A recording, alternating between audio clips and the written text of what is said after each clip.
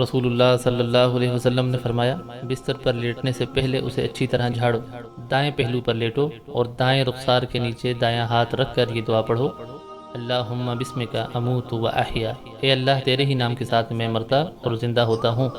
फिर फरमाया, जब तुम में से कोई शख्स अपने बिस्तर से उठे और फिर दोबारा उसकी तरफ आए तो उसे अपनी चादर के दामन से 3 मरतबा झाड़े और बिस्मिल्लाह कहे। क्या मालूम उसके बाद उस पर क्या चीज़ आ गई है। और जब लेटे तो ये दुआ पढ़े, बिस्मिका रब्बी वज़अतु जंबी व बिका अरफ़अहु, इन अमसकत नफ्सी फरहमहा व इन अरसलतहा फहफ़ज़हा बिमा तहफ़ज़ु बिही इबादकस सालिहीन।